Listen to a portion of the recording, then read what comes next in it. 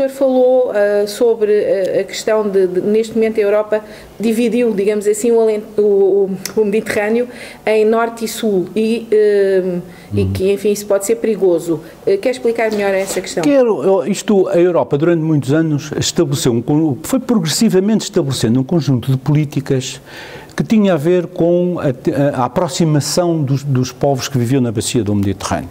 Isto tem muita importância porque, primeiro, tem importância nós percebermos que temos os problemas parecidos, o norte e o sul do Mediterrâneo, que criamos redes que têm a ver com redes de cooperação, redes de conhecimento e também na economia, redes de investimento e portanto, era uma coisa que foram políticas importantes, da boa vizinhança, então eram muito importantes porque as pessoas reconheciam-se que tinham futuro conjunto. Por razões que eu nem sempre conheci ou nem sempre percebi, e sobretudo as que percebi não eram muito boas razões, porque havia medo, porque quiseram dividir os financiamentos ou separar os financiamentos, porque alguém quis andar a controlar financiamentos. As razões podem ser muitas e variadas, mas o resultado é que neste momento, quando nós falamos de políticas do Mediterrâneo na Europa, sabemos muito bem uma coisa: estamos a falar de políticas para os países que banham o Mediterrâneo, não estamos a falar dos países do Mediterrâneo. E, portanto, a cooperação com os países do Norte de África não entra nestas políticas europeias, o que é absolutamente lamentável. E isto tem provocado duas coisas importantes. Uma é que nós fomos, à medida que também que as gerações passam nas academias, nas empresas, em todo o lado, deixamos de ter e de conseguir manter as redes que tínhamos antes.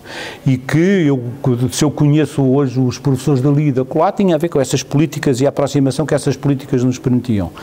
E depois temos ainda mais dificuldade em perceber o que lá se passa, o que se passa nessas sociedades. E, portanto, isto só foi uma coisa lamentável que a Europa fez a partir, não lhe sei dizer a partir de quando, mas desde o penúltimo quadro comunitário isto foi visível, o corte com o Mediterrâneo, e cortar o Mediterrâneo em dois, que é nítido.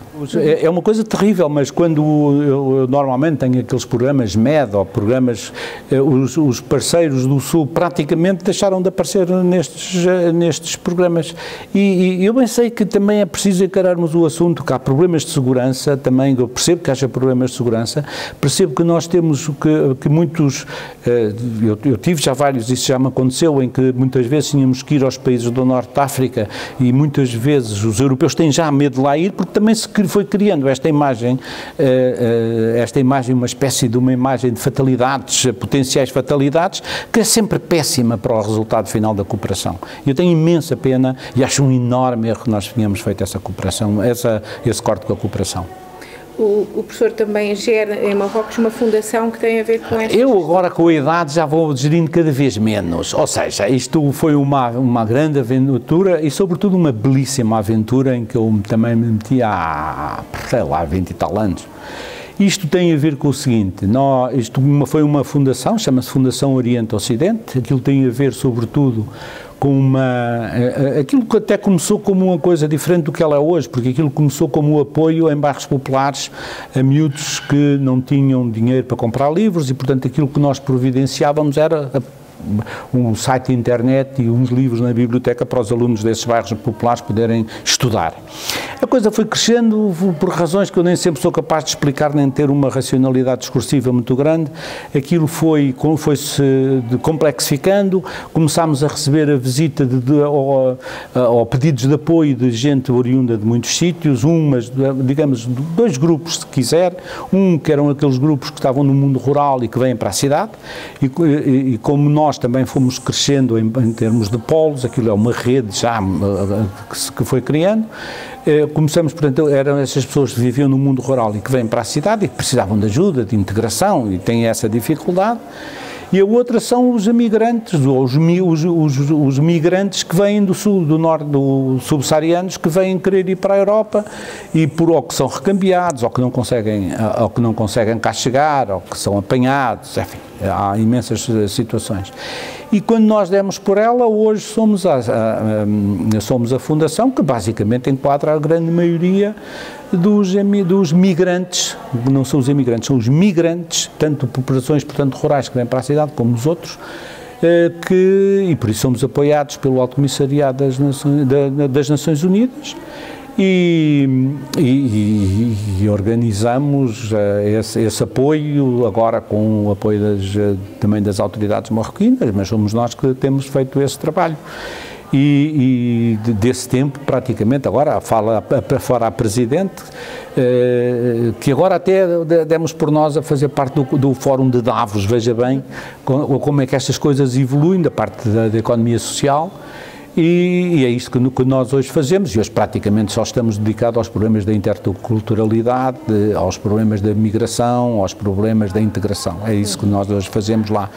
E pronto, desse tempo mais antigo, dos 20 anos, só o resto está Presidente e eu. Agora estão lá novos, claro. Portugal, o governo português costuma dizer que acolhe muitos refugiados, mas os números não traduzem isso.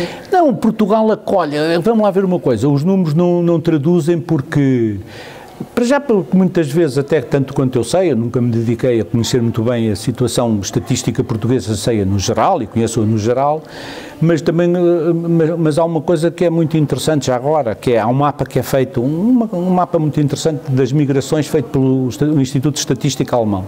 E este Instituto de Estatística pinta de cores os sítios para onde os imigrantes vão e o sítio para onde os imigrantes não vão. O que não vão está cinzento e o que vão está encarnado. E então é muito visível para onde é que eles querem ir, que é para o norte da Europa. E, portanto, há muitas zonas a cinzento, e depois há pequenas bolsas, Madrid, Barcelona, por exemplo, Milão, são os sítios por onde eles vão, e o resto há muitos cinzentos, e nós estamos nessas zonas cinzentas, onde claro que temos refugiados, mas o número deles é muito pequeno e exíguo em relação ao grande problema. Nós, de facto, não conhecemos um problema de migrações em Portugal, não conhecemos mesmo os problemas de cidades normalíssimas. Eu dou-lhe um exemplo, assim, muito simples. Hannover, que é uma cidade norte da Alemanha, não tem aparentemente nenhuma coisa de especial, mas tem 20% de população que não é nascida lá. E, portanto, este problema de 20% da população é um número já muito significativo e, portanto, nesses países é obrigatório, nessas cidades, é obrigatório arranjar políticas e definir políticas completamente diferentes daqui que nós temos em Portugal, que ainda vivemos de uma forma mais calma estes problemas das migrações.